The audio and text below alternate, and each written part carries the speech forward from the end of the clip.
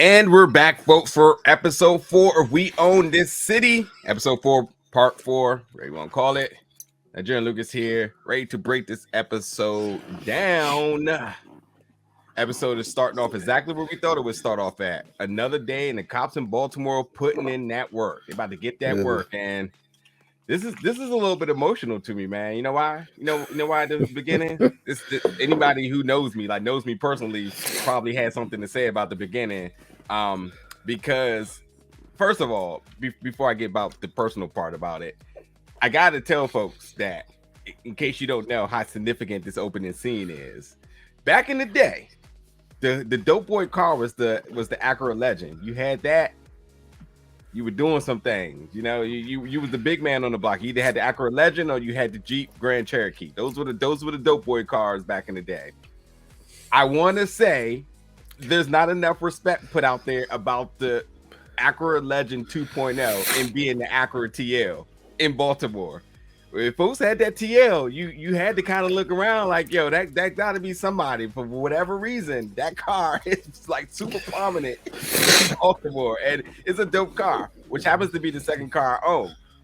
So it's ironic that in this opening scene that I'm not a dope boy, but it's just whatever. I got all for Baltimore. But no, what's ironic about that is seeing that car and like the fact that they didn't stereotype that car, but that's a thing. But in seeing that car crash into my first car, the Monte Carlo SS, I was just like, well, damn, there we go. My first two cars I own in a collision in the beginning. It's also very stereotypical because anybody who drives a Monte Carlo are either having a midlife crisis or of elders. And of course, when they look inside the car, it was two elders. So we see in the beginning of this scene where we see Wayne Jenkins doing what he does best. He is targeting folks. And going back to all jokes aside, going back to it, they didn't put the significance on. They did talk about his targeting later in the episode, but there were certain things that he looked for. Certain people that talked to other people, certain cars, certain aesthetics. Like I said, if you wore a backpack and you were over the age of 18, they were pulling up on you. Like he was like I believe it was Detective Ward that said it, that like he knew how to categorize a situation better than no one else. He was able to pick up on things unlike anybody else. That was his strategy. That was his gift. And I think in the beginning, him going above and beyond to trace this person, track this person down with the Acura TL, leading him into a car accident, which crashes into this Monte Carlo, killing the driver behind the car. All while there are cops on the scene because they thought the dude had something. And well, we know how this worked out, right? Of course he didn't have anything. Of course dude was clean. Of course it was nothing to make a big fuss about. But this is a big thing. Lucas, I could throw it to you, like your assessment of this opening scene and how significant it was. That you was a typical hood nigga, and that's the first thing that came into mind. Keep it a buck. I was in PG County, and I was like, I gotta have that. Hey, you know what? Youngins in PG County, if it wasn't that Monte Carlo SS, if they could if they get their hands on a Grand Marquis or that old school '96 souped up Impala, you couldn't tell them nothing. But as it just pertains to Wayne here, when they say, oh, because he has a gift, and all I'm thinking is, yes, he can racially profile anybody better than anything else, or it's just pointing out just how stereotypical people are at times, especially at this time period when you're moving narcotics. Like, again, it would be alarming if you're just in street clothes with a backpack and you're over the age of 18. I get that. Any police district will tell you it's certain cars that they immediately are going to target as the drug dealing car. So it wasn't as much as a gift. It was just that he was great at profiling people, which is a horrible thing to be great at. To say, he's amazing at profiling people. Yeah, for his occupation, by the way. Like if he was on the other side, like in forensics or something, or you know, something on that notion. But like, terrible for him. And here they in this episode, it shows you the downfall of him profiling people. Because when you profile people, you're going to get people who are innocent. What do you do with the people when they're innocent? And we see what Wayne did and multiple times in this episode, where he basically just screwed over someone who was doing nothing wrong just because he profiled them and he needed to make his numbers look better. Yeah, and like you said, that not only did he plant on this guy, it was an elderly couple who a man lost his life, and I want to say it was almost in no regard. He was like, I'm gonna call the cops, and this was back to it. And his whole mindset was like, yo, check the car again. And we all knew when he said check the car again, at this point we knew what it was, because everybody had already checked the car. Everyone already knew that the car inside out. Had four cops already on it. Suter at the time is like, okay, what am I going to find different this time? And to no reveal, because everybody knew what it was. A cop that's sitting there right under. I mean, a gun sitting there right under. Not only sitting right under, it's sitting right under the place that every cop would have searched first. Exactly. Like, how would they have missed that? It made no sense. Exactly. But yeah, that's Sean was was like, search the car again, and he's like, nowhere. When of course they planted it, but we didn't know exactly how the planting was going, but we learned about it later on. It shows also the pressure that Wayne puts on people. Yeah, this was the first incident, as we also had Detective Ward, as he's speaking to the FBI about pressure in dealing with Wayne. Here was a case of it where he told him to search the car. He knew the moment he said search the car again, something was up. Yeah. Because all they thinking is, dude, I tossed this car. Multiple other POs have tossed this car. Like, there's no way anything is in this car. And then magically something appears in the car. Yeah. Like, he knew then, but again, it was the pressure of that blue line that we talked about last episode, man. You can't cross it. So even when you know a dude is dirty, you're still not supposed to cross the line. Yeah, Ward gave a perspective that I think needed to be said for the contents of the show. I think there's a lot of assumption as to where one's allegiance is, but he laid it down in every bit. And something you said that was interesting was like, there was pressure that Jenkins was putting on these folks, but also it was almost like, I'm not really sure the term to use here, but it was almost like it was understood that they also had to have that self pressure on themselves in order to like be in the crew, be within the circle, to be accepted. Because if you wasn't in, you were out, and if you were out, it didn't mean you didn't have a job. It just means that you were like exiled or blackballed, as he said, or a snitch, even worse. And to be honest, I wouldn't even imagine what does it mean to be a snitch inside of the Baltimore Police Division, stuck between the Baltimore City residents who are already against you, and you're a snitch, what makes you technically clean. But also, what does clean mean when a whole organization is dirty? What does that mean? Nothing, right? Because it's not like you could go report anything. We see where reports go. So you really had no choice but to be dirty. And I think that's what the FBI get when they talking to Detective Ward. Like, they got that part of it, because he's like, when he told them, like, I took the $5,000 and I put it right back because it was wrong to me. And they're like, wait a minute, that makes no sense. And then when later on the episode he said something else, the looks on their faces is like, wow. Like, or when he just brings up, like, hey, it was the amount of money that's the problem. Like, we would get dealers on the street, we'd skim a couple $100 or something like that off of them. But $5,000, that's too much money. Yeah. He made the corruption of taking money from someone just because it wasn't a lot of money seem like the most innocent thing to do in the world. Did you believe him in the beginning? Yeah. It's weird. It's so weird that I did too. Because like this whole narrative, especially when we get to like the jury selection scene where everybody was like, I don't believe a Baltimore police officer to any degree. And that's kind of been the narrative going forward. It's like everybody's dirty, but for whatever reason, Detective Ward, I'm like, I don't know why, but I just believe him. I feel like he's really like on some legit shit. Like he's just like, it's like, unlike the other ones, it seems like he just got caught up in a situation where he needed to be part of this division to advance his career, but he did not want to be as dirty as they were. But he understood, I still got to make the moves and I still got to pretend, because if I don't, that's going to be it. Not only for this unit, for my career. Once you're a snitch in the police department, you're a wrap. Yeah, unless you transfer to another state and hope that don't come across again, your career is over. So he's like, man, I'm going to take it. I think when he talked about his wife, who's also, I think he said Baltimore City police officer too, like, that's when you start to say, I get it now. Because he said, and she's clean. So that means even a little money he was stealing, she wasn't willing to do. And again, it's a difference when you got somebody who clearly prioritizes their family, where Wayne prioritized, I need to be making money like everybody else. Yeah. He had it's weird because like we see him not really prioritize his family last episode, then now he kind of does. But is he really technically? I don't know. We'll get to it. Yeah.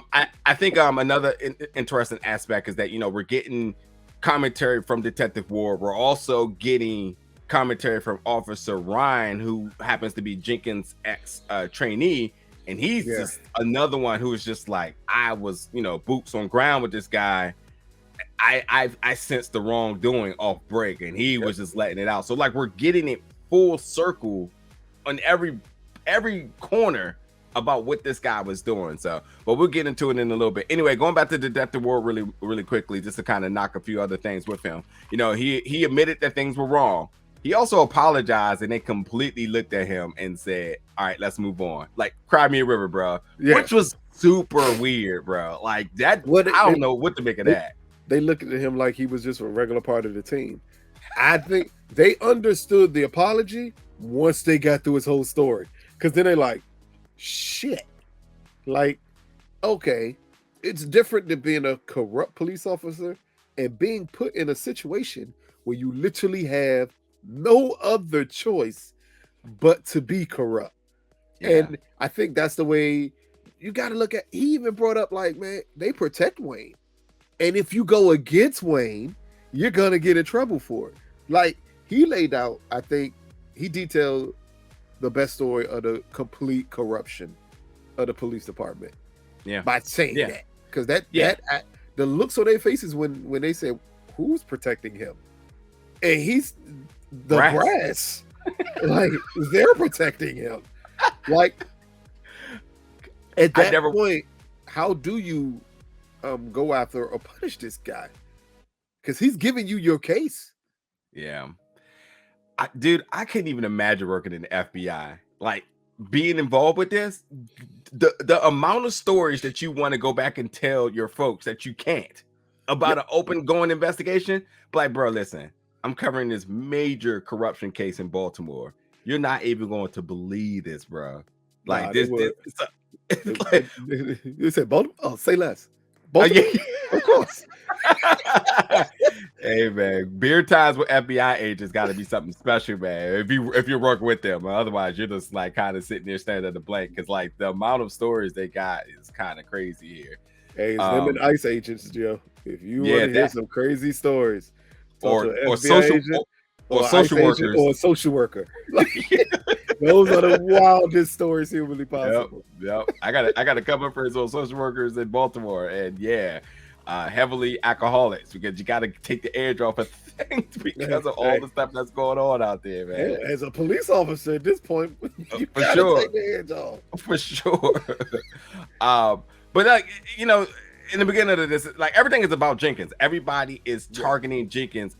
The interesting aspect that I hate was kind of very minimalized in this, and I think we'll probably come back to it at some point, is talking about the transition for Suter, because he got it. He left GTTF, which, let's just make it what it is that was like the stepping stone. It was the new division. It was the promotion. It was where everybody probably didn't want to go, but realized it was an opportunity for growth. Mm-hmm. And, you know, they talked about finances later on in the episode, but like understanding that like this was an opportunity for most. But it's interesting that Suter came in and then moved to homicide.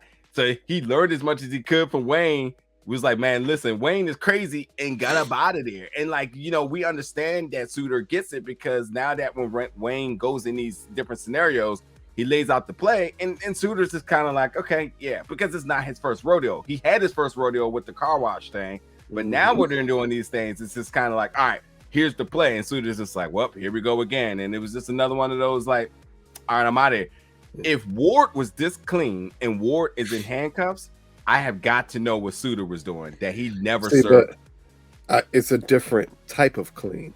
Ward is clean as we look at him against Jenkins. Yeah, no, you're right. If you look at Suiter, I don't think he learned anything from Wayne. I think he left. He still maintained the blue line, which means I don't say anything, but I'm waiting for them to show when Suiter said, "Yep, I'm done with this. I'm not participating in this. I'm getting out of here." I need that to be a big thing. I need that. I need that dramatized instead of it just being said. But the weird part is with Ward is he's at the early stages of this in his career. So maybe he wasn't in it as long as Suiter was before Suiter got out. Yeah. So maybe he is that cop that would like, hey, I'm going to do this until I get offered, because to get promoted, you got to get promoted to homicide as a detective. That's a hell of a jump. Yeah. So to even get that opportunity, you got to pay your dues first. Suiter paid enough dues to possibly move on. Ward was just at the beginning, as we see when he first comes on scene, like he just pulled me out and said, "Hey, I'm with you. You're with us now." Yeah. So he had no choice. And then made him dirty immediately. hey, pull up and just block that camera right there so they don't see us. Just in case you find something in this car. Yep. Oh yeah, but yeah, I definitely want to see that dramatized, because I definitely think this is very pivotal, because like, yes, it's mentioned what he did, but I actually want to see how it actually played out. So now we do a little bit of a time jump, going 2 years earlier, back to April 2015. I had never heard of this.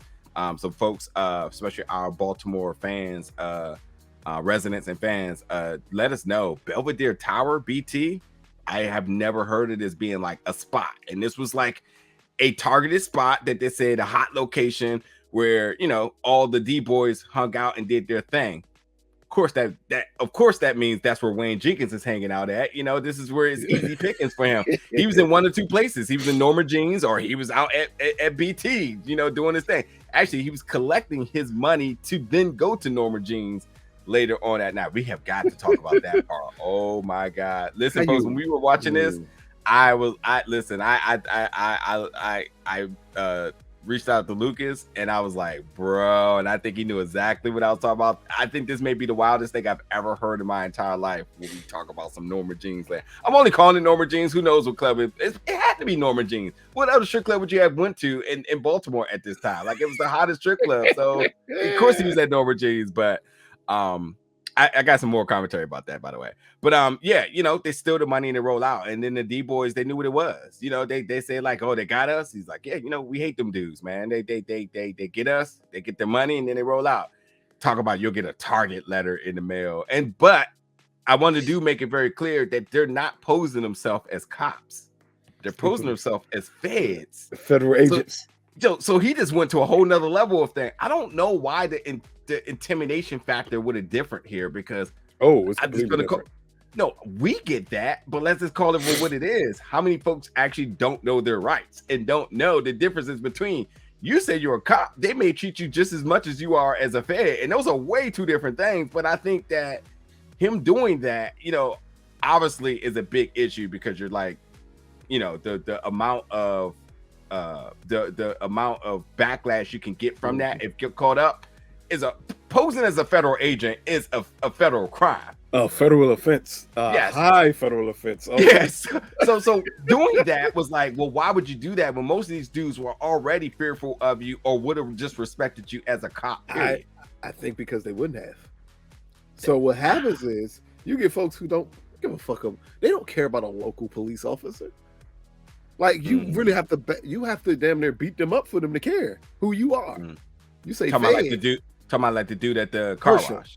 Yeah, like Herschel, the way he beats people up. You got to do shit like that to make them respect you. True. So but you say you're a fed, that's a completely, his thing. A lot of street dudes, why they don't know their rights that much, and they couldn't tell you actually the difference between getting caught by a Fed and possibly getting caught by a regular police officer. But the first thing that pops into their head when a Fed comes up to them is Fed time. That's all they think of. So you know the difference between you go to a federal pen and a state-run pen. Those are completely different situations. So that's the fear that he's using, is that they don't know no better. I can lie and say I'm a Fed. A person, anybody else would ask, nigga, what does your vest say? Tell me you no goddamn Fed. Yeah. Nigga, ain't no Feds hanging out here at night. Come on, man. Let's be real here. But again, they don't know. And he's using that to his advantage, that they don't know, because he's using it to rob them. Yeah. Because they think the Feds could take whatever they want. Think about it. The way it's portrayed to the black community is that a federal agent could come in your house and take your kids if they wanted to. Ain't shit you could do about it. Yeah. Absolutely. Big facts. Big facts. Police do it. We going to the police station. Look at us getting that.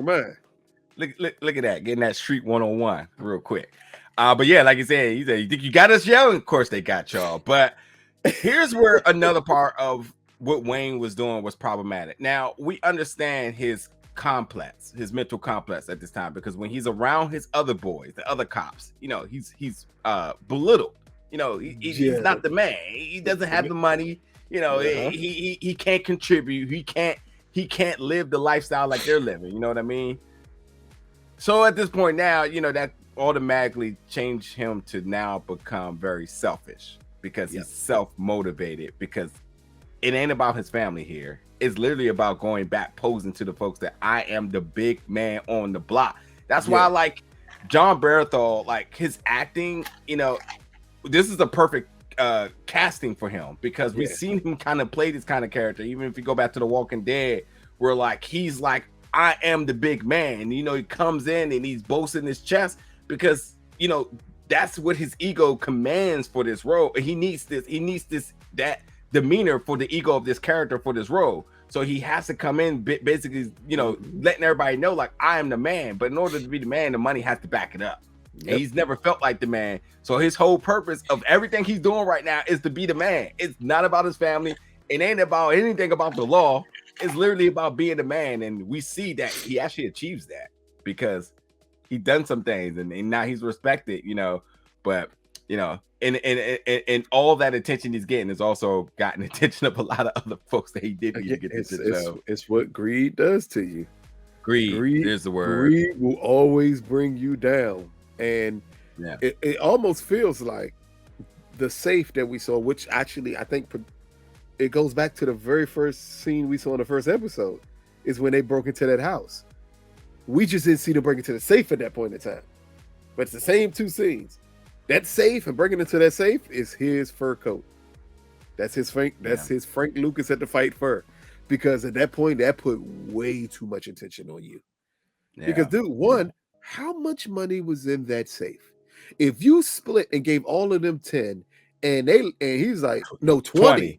Yeah. And it's like, and he took more. They said more than 20? A lot more than 20. Yeah, the math wasn't mathing for me, but I was just going to go for what it was. If everybody took 20 and it was 100, but they also took other and put in the devil, I mean, what did he take? Oh, no. Remember that 3,000? 300,000? When they looked in the safe, they said it's supposed to be 100, and they looked and seen all the stacks, and they said that's way more than 100.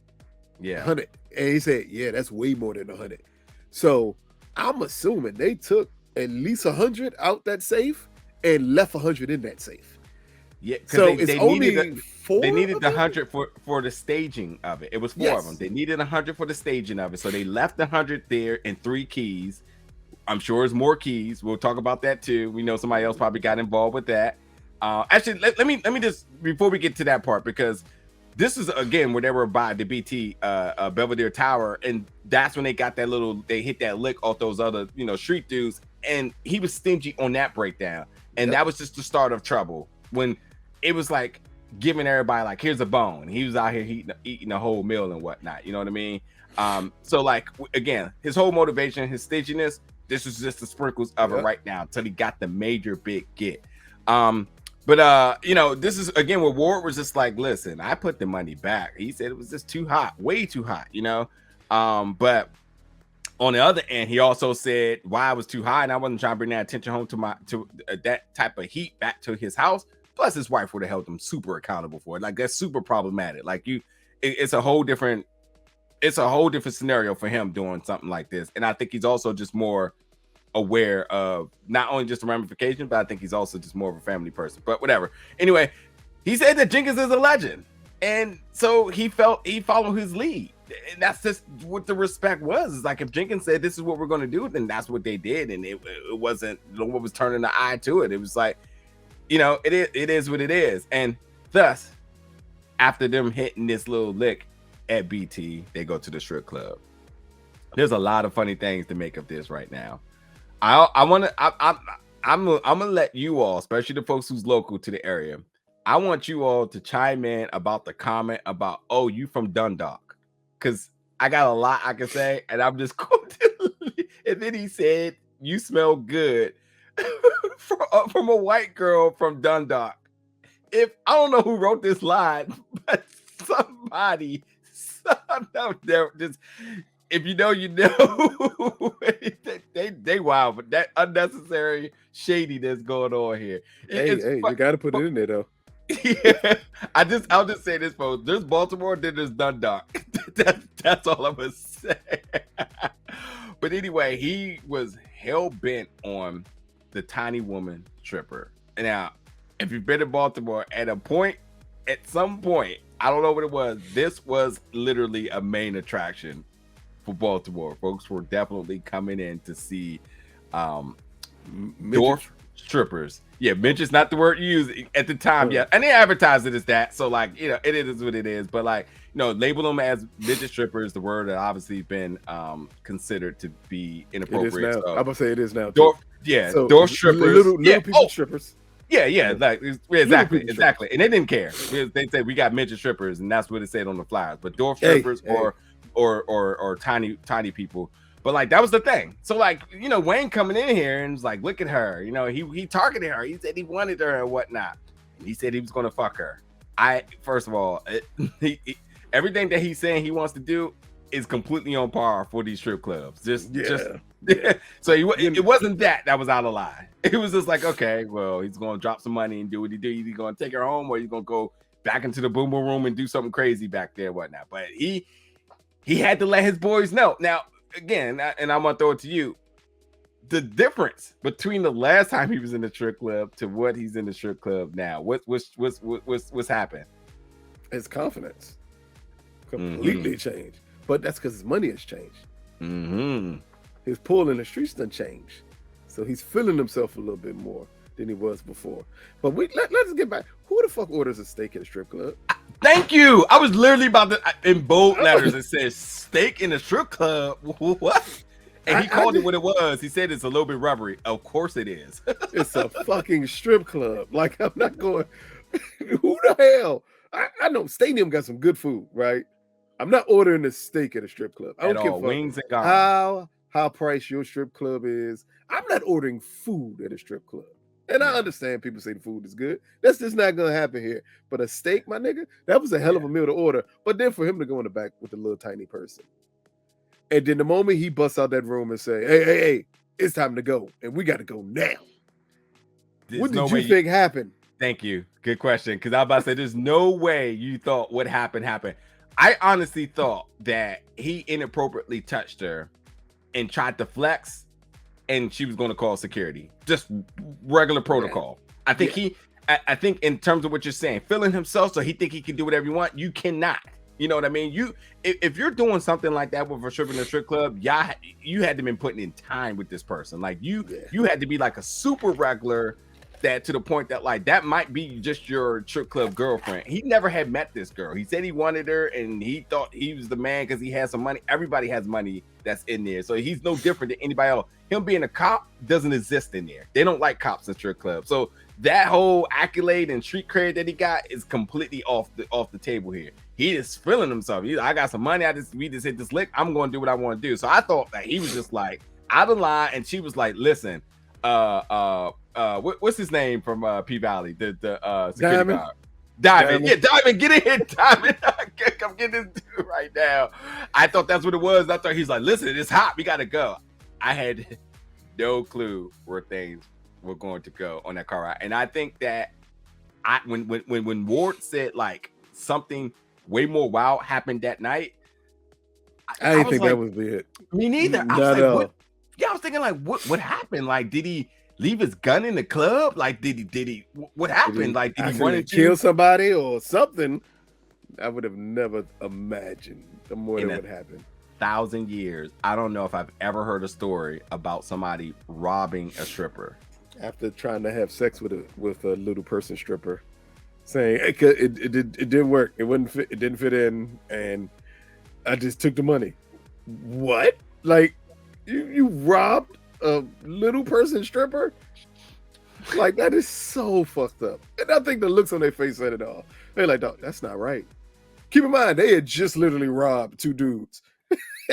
And they found issue because I think it showed that he had no limitations onto what he would do. Yeah. Oh, like, the moral compass of the other ones kicked in real quick. Like, yeah. Dude, like, you know, you don't like you don't kill kids. Really? You don't do anything at the church. And I think we got to throw the third one up is you don't rob strippers. Like, no. You can rob strippers. You don't rob midget strippers. Like, ain't nothing wrong with robbing a stripper. And I'm not advocating robbing strippers, but I don't think that was the issue. It was because it was a little person stripper that they was just like, dog, that's just wrong. Like, yeah, for a couple hundred at that. When he said he literally said, I took more money than I gave. Nigga, you didn't even give that much money. So that means, again, you're just robbing people to rob people at this point. Came up, yeah. It's the thrill of it. It's the thrill of it at this point.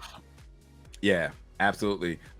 Really quick tidbit. Stadiums and their food, I'm only eating there like happy hours before like anybody gets in there. Like 6 o'clock to 7 was the prime time for the drink specials and the food. I ain't ever eaten food inside of a strip club beyond that at all. Like, it's to a point that it's like a restaurant in there. Maybe one dancer, but it's like just sitting at the bar and it's clean. But yeah, if you're eating at strip clubs, you're wild. But more or less, if you're out here having a steak at a strip club, you're a whole different type of person. Let me know who the fuck is in the back cooking a steak at a strip club. Good. I just need to know.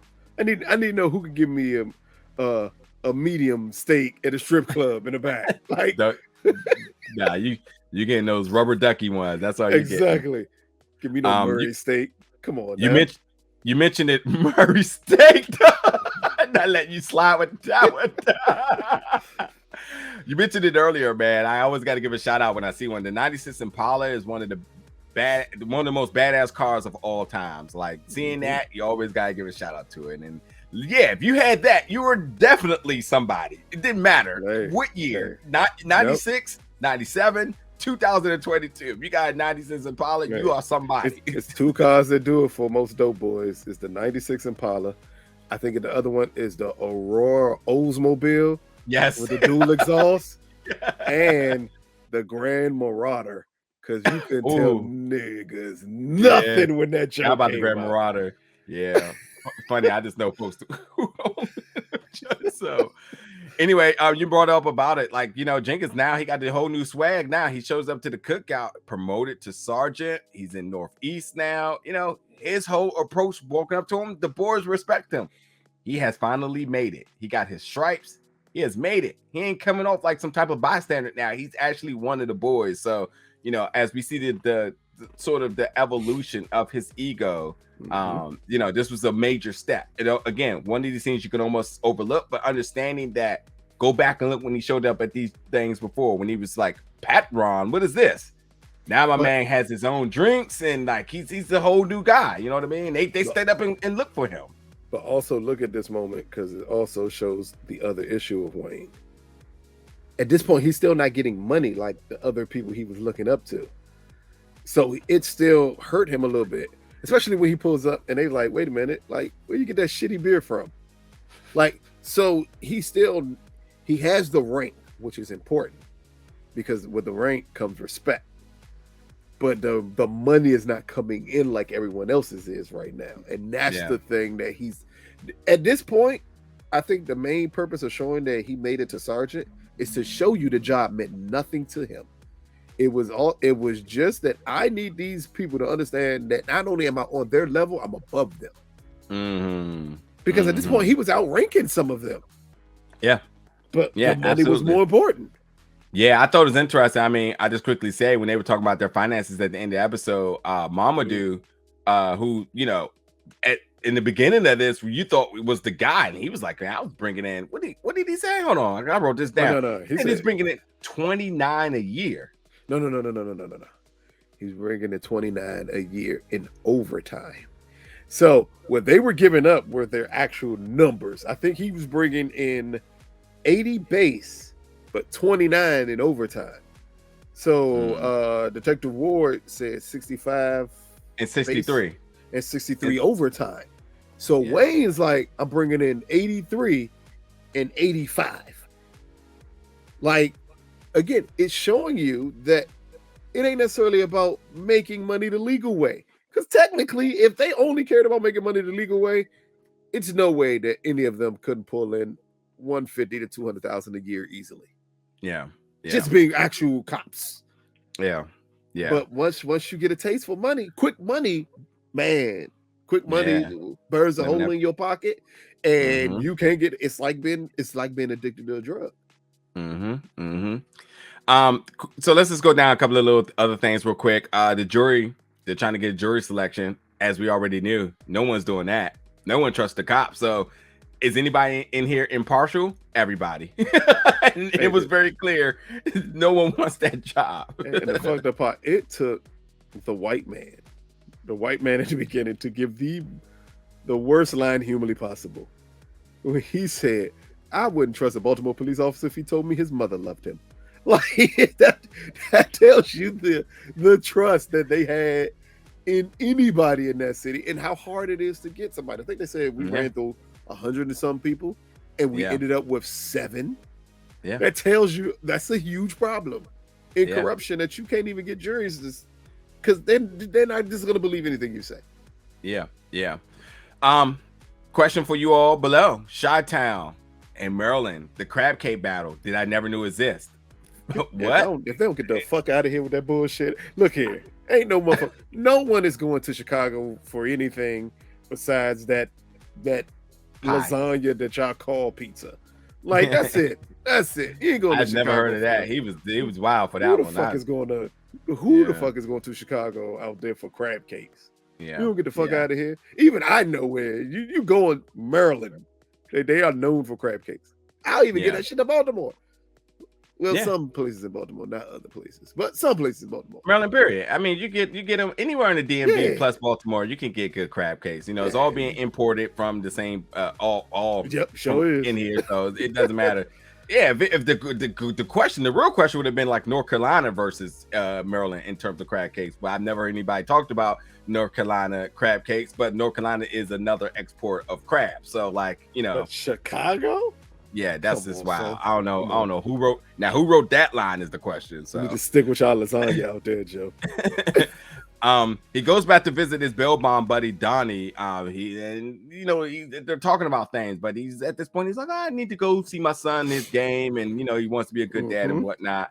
But ultimately, that started to get swayed about like, hey, we want to do that thing we talked about, and then they talked about obviously start selling drugs. They talked about coke.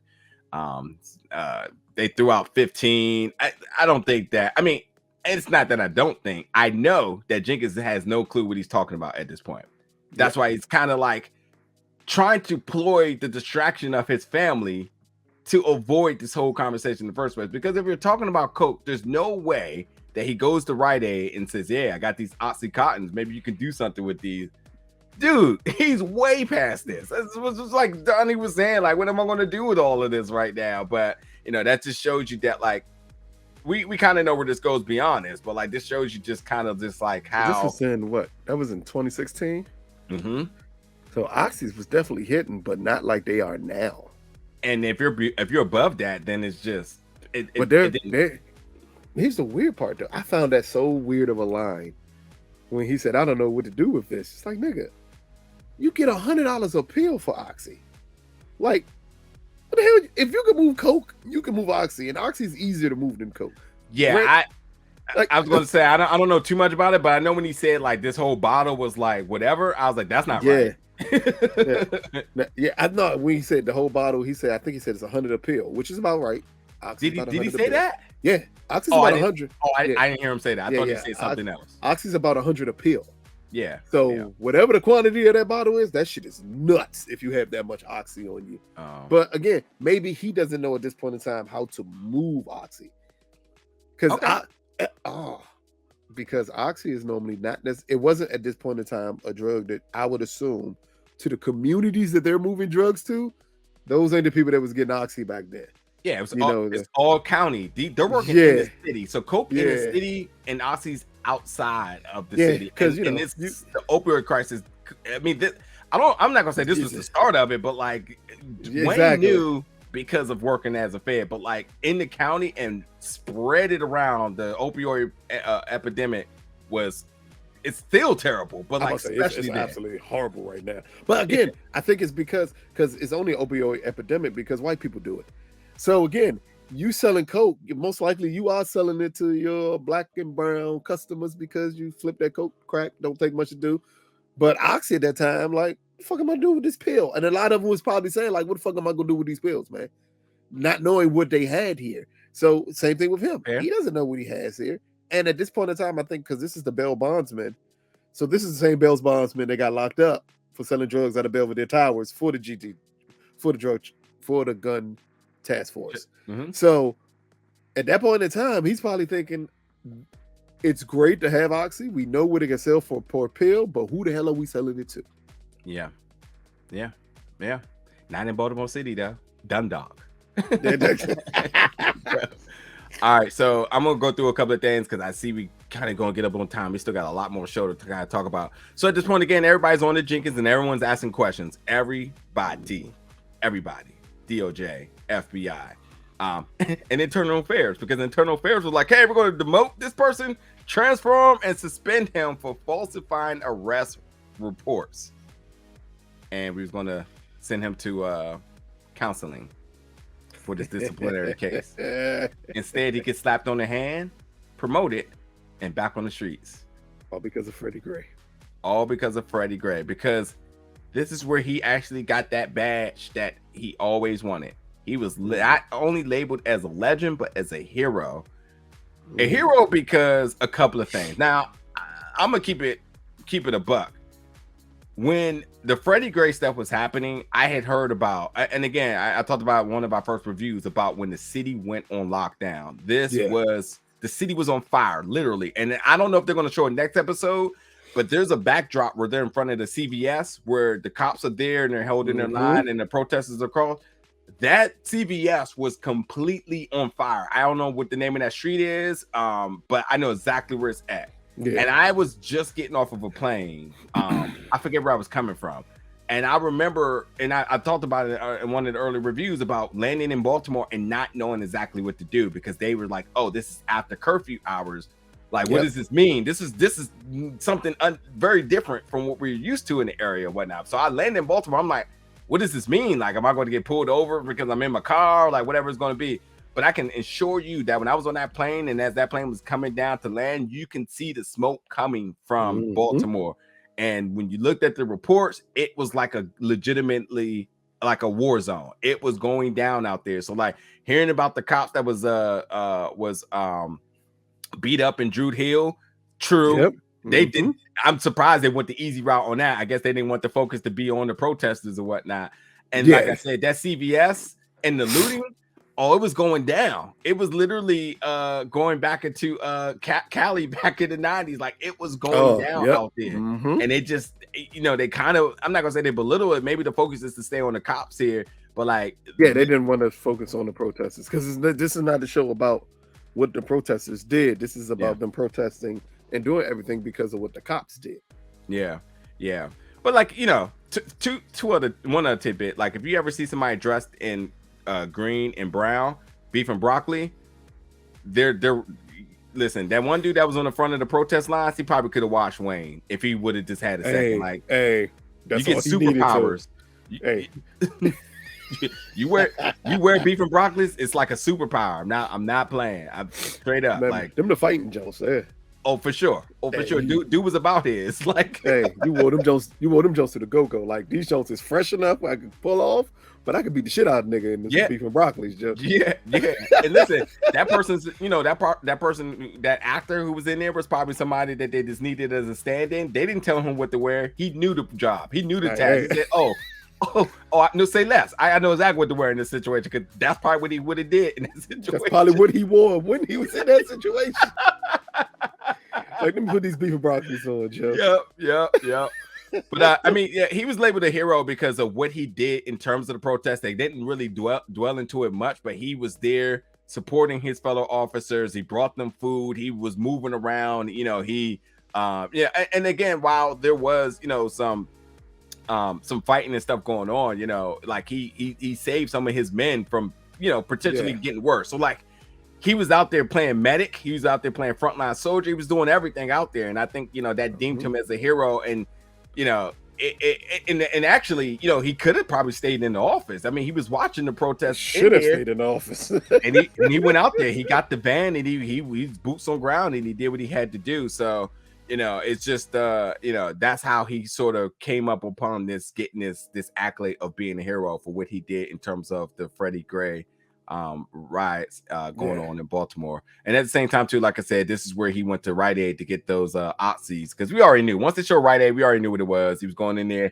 to get all of the Oxys out of it. And I knew he was going in there to get something, because he wasn't going in there just for out the goodness of his heart to protect Rite Aid. Not at all. Interesting thing too, like Rite Aid wasn't boarded. I don't think anything was boarded up in Baltimore. Not really. I don't think they had time to prepare for everything. Yeah. DC. DC. Nah, DC wasn't playing. I think DC might have even been boarding up then, even though that was in Baltimore. Like, they wasn't playing around with that. So they prepared. They're like, they're gonna try to come down here. We ain't having this shit down here. Yeah. So DC started boarding up. But Baltimore, I don't think they when it hit, they didn't think it would be that bad. Yeah, exactly. Anyway, going back to Jenkins again, they've been on to him forever. They was hearing him on calls, saying things like they had him. But they talked about now another incident of when, again, him profiling. And this is where he gets that incident where when he got that person to flip their car. And he got himself in a bind because the dude is hurt. Everyone's watching. He had to call Keith. Keith had to come in, plant a gun. Keith was eating crab cakes in Baltimore Inner Harbor and somehow made it into the city. Oh no, Peruvian chicken. Peruvian chicken. You're right. Peruvian chicken. You're right. And got there in no time. And it's crazy to say, but he's kind of a real one for getting there in no time, helping him out, because the cops are already there searching everywhere. They get him to plant a gun under the back of a car, another noticeable spot, but whatever. But again, Officer Ryan is on to that. He's here. He's like, dog. I'm like, and again, his former trainee, he steps on the scene and he's just looking at Wayne like, bro, like, how did it get to this point? How did things escalate to a point that a car is flipped in front of these yards? Like, what is happening out here and whatnot? So, just more Wayne Jenkins shenanigans. But again, it just shows you that he acted with no regard and didn't care who's seen what happened. And he had get out of jail free cards right there. And Keith is a name that hasn't been thrown around too much. But he was like, I'll stop eating my dinner to come plant a gun for you. And it's all good. Act cool, man. Act cool. So just nuts unto itself that they did all of that, man. Yep. So the big other thing now, Ward now talks about the biggest and worst one of them all. Again, he brought up about when person over 18 with a book bag, automatic target. And this was the incident of when Brown got into that minivan and it went after him. He drove down the wrong way of the street to get this guy, got a half a key, ran his info, said it's time to go to his house. And they go to the house and things got crazy. Now, first of all, they had already got from outside of the house in the van incident. They got 21,000, 21.5 to be exact. Greed. And he took 65 off top before they even processed everything.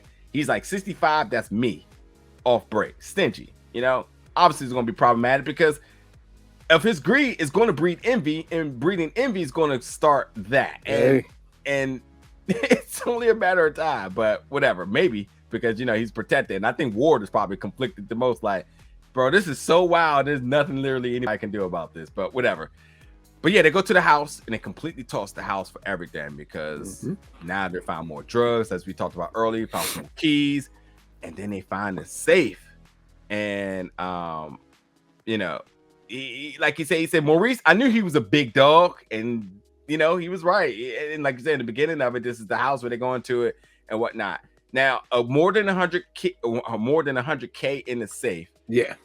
Put some in the duffel off break, and let's make a movie, folks. Time to make a movie. Action time. And it's just crazy. For that joke. Yeah, they staged a seizure, which is the wildest thing. It's not that I don't doubt it, but like, listen, Brian, get the camera rolling. You get back on it. You pry it like you did. You call out me, and I'm gonna come in, and I'm acting so surprised. So I gotta tell you, everyone's performance was terrible.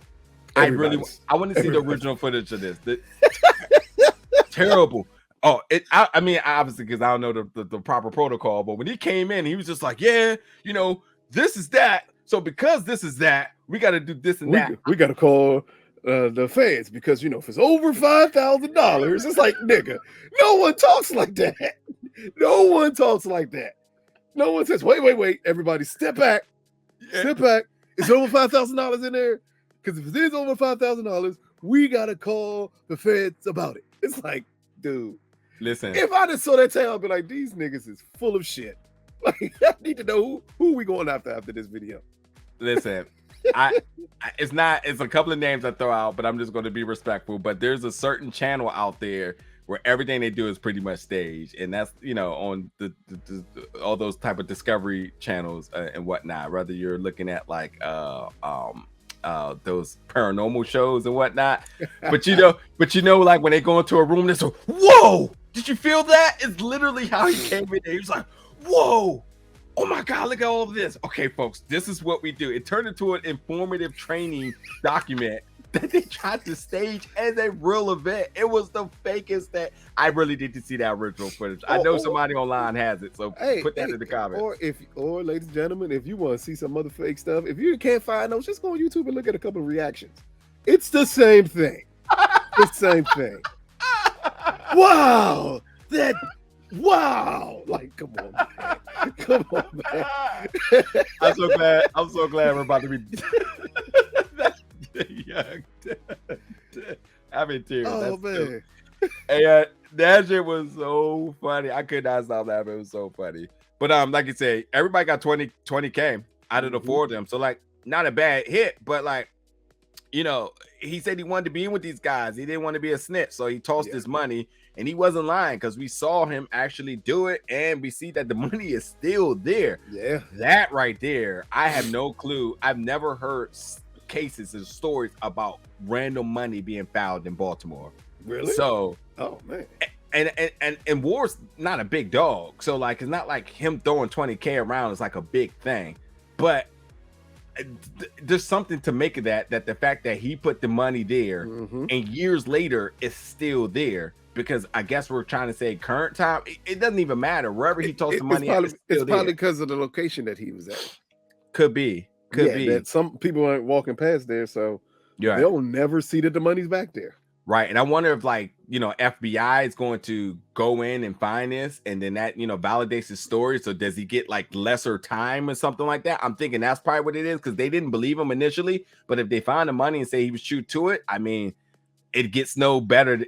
I don't think it becomes any more validation than that. And maybe that's what that is all about. But like, yeah, that was a big thing. He was a man of his word, and I really am buying into what he's saying. Like, listen, I had to be in because being out is worse, much worse.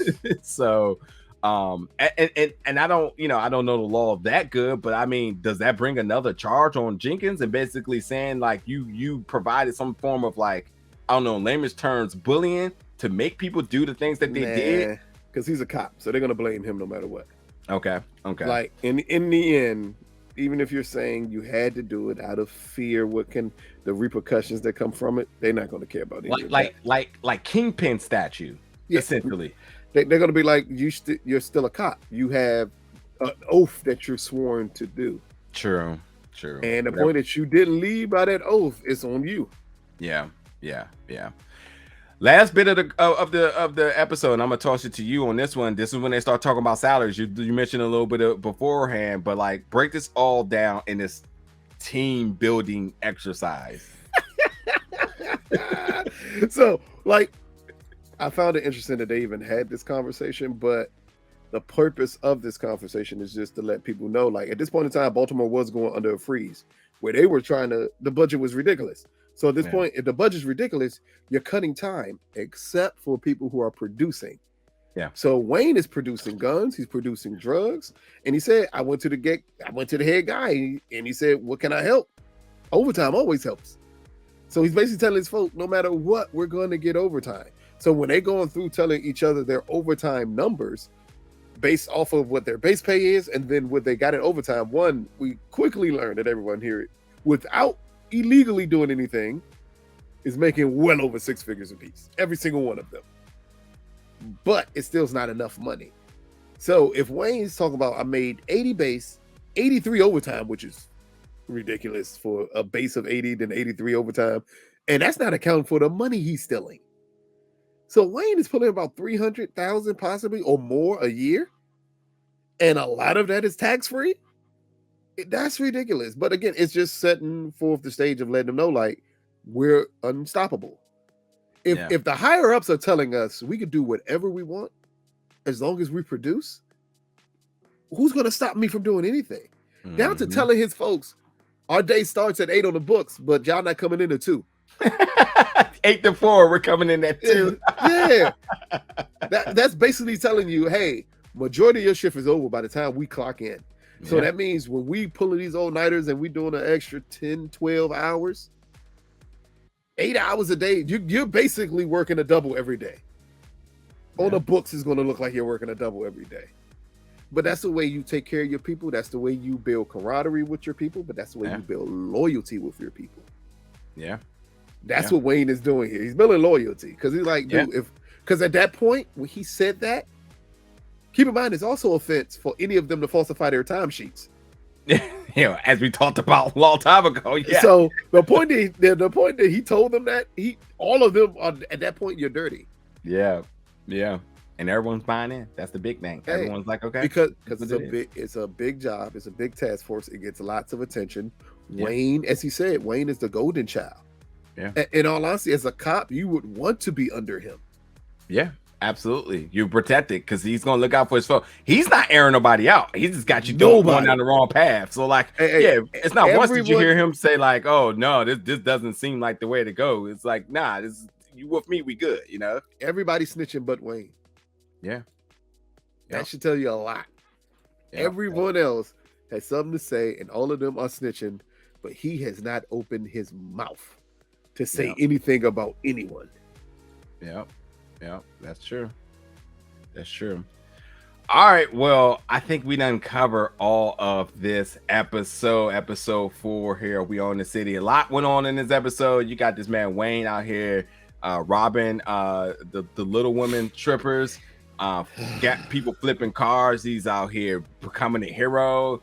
He's on to the opioids now. There's a lot going on here, and we still got more episodes to go. So where will it go next is the question. Who will be putting in work next episode? Who is also going to be in cuffs, airing it all out next? Who's the next midget stripper that Wayne will rob? On the next episode of We Own Norma Jeans. We'll be back, folks. Let us know in the comments your thoughts about tonight's episode. And thank you for tuning in. We'll see you all next week. Be safe, y'all.